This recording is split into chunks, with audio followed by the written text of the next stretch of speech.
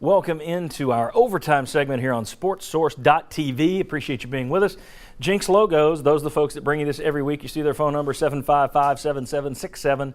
Jimmy Andrews will do the right job for you in terms of golf bags, caps, T-shirts, mugs, anything that you want to put your logo on as a promotional tool or as a sales tool, you need to call Jimmy Andrews and Jinx Logos. That's who I use. I've been using those types of companies for 20 years now, and the best one I've ever dealt with, regardless of city, regardless of which station I was working with, Jinx Logos. That's me to you, I'm telling you, Jinx Logos. All right, guys, Lane Kiffin back in town this week. I got a good tweet I want to share here, first of all. It's a question. I disagree with it, but we'll see if anybody here agrees. This one's from Jeff Delaney. At this point last year, Tennessee was a better team at 4-3 as opposed to 3-4 now. And Kiffin remains the best coach of the last 7 years. Do you agree? I disagree. Totally false. Totally disagree. Look how much better your defense is. How can you possibly say you are a better team last year than you are now, just the way this defense is playing, if nothing else, and how much your team speed has improved, how much that has helped you? All right, but skipping with the Kiffin thing, anybody here think Kiffin was the best coach of the last 7 years? I think everybody will go ahead and say, yes, he's better than Dooley. Kiffin versus Butch Jones, who's the better coach? Play caller? Kiffin. I think from an offensive standpoint, with him calling plays, he's a fantastic offensive coach. Head coach-wise, I'm going to go with excuse me, I was about to say Somebody give I'm out of here. Butch. Okay, Butch Jones overall, I would agree. I just think the way he's building his program. Yeah. The recruiting. And the other thing is Kiffin had a great recruiting class, and 90% of it turned out to be washouts. Right. You look at how many freshmen are having to play for Tennessee this year. Yeah, you got some struggling on the offensive line, but so many guys are making an impact elsewhere. It's not a class where you look at it and say, bust, bust, bust, bust, which is what you did with Kiffin. Well, pure and simple, who would I send my son to play for? Not Kiffin, not Dooley. I would send him to play for Bruce. And in terms of Bruce, Hey, Coach, thanks. There we go. On You the send street him to now. Auburn, you turncoat. in terms of play calling, Pearl, it's not even really a fair comparison because Butch doesn't call the plays, correct? I mean, he's got the game plan in, obviously, but he's letting somebody else do that. One of the best coaching jobs I've ever seen to bring a quarterback around was Coach Kiffin did with Jonathan Crompton. Mentally, ability-wise, and what he did was just a complete turnaround. So that itself deserves kudos. But what Butch is doing right now with our football program, those bricks are getting deep and that foundation is getting strong, and I can wait for the springboard to really happen.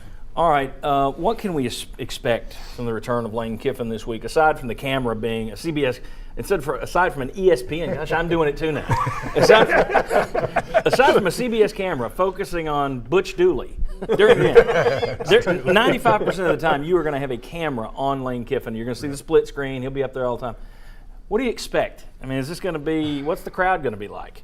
Do you think you're going to have more Alabama fans in there, or do you think a lot of Tennessee fans are going to show up just to let Kiffin have it? I think a lot will show up just to let Kiffin have it. I think you're going to get a lot of boos, but I mean, really, should we be that upset that he left? I mean, it's a positive thing. If he had stayed, we'd have the death penalty. Now here's the. I will say this. I thought they probably would have with Orgeron, but here's the thing. Of those things that turned out, of those things that they were investigated for, they didn't get hit hard for any of them. Because he was the gone. Well, I don't know. If he was still here, they would have hammered us. They weren't huge. They weren't huge. Exactly. Yeah. But I agree. I think he's. I wouldn't trust him to build my program. I would trust Butch. Butch Jones, damn it. We're online. I can say that. And we can say it online. And I've noticed, speaking of online, there is a Facebook campaign just to have total quiet when Jeff Jarnigan, the PA announcer, introduces Lane Kiffin. See, I like that. Just total quiet. Oh, that would be awesome. That would stand out. That would be. Yeah, that would be awesome. Absolutely. Absolutely. That'd be bigger than the checkerboard in the stands. That's utter silence when he's announced. Because here's the thing. Here's what you don't want. You don't want anybody, you don't want one idiot doing anything this week that gives Tennessee a black eye in the national media. Right. You don't want death threats. You don't want people flying banner planes. You don't want any of that. you don't want to give Alabama any more motivation than they need. Basically, you just don't want our fan base to act like Alabama's fan base. Well, I mean, you had a chant aimed at Florida.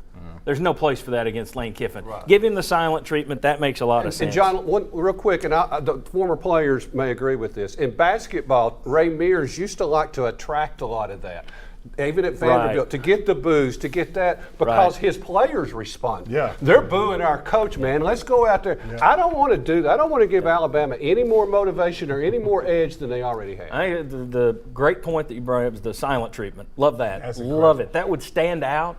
And if word got of it, you know that ESPN's cameras would have it and roll it. So if they thought everybody was going to be quiet, they would draw attention to that. That would be awesome. I think that'd be a smart move. The thing that worries me, though, about chants and dumb things happening, if this were a day game, I'd feel better about that. It's a 7:30 kickoff. Yeah. People are going to be Tailgate. lubricated. So who knows? All right, guys, I appreciate it. Chuck, Will, Sterling, David. Appreciate all the crew, as always, back behind the scenes. Appreciate you for checking us out at sportsource.tv. We'll see you next Sunday, 11 a.m., WATE TV 6, as we break down Tennessee, Alabama. Come on back next week. We'll see you there.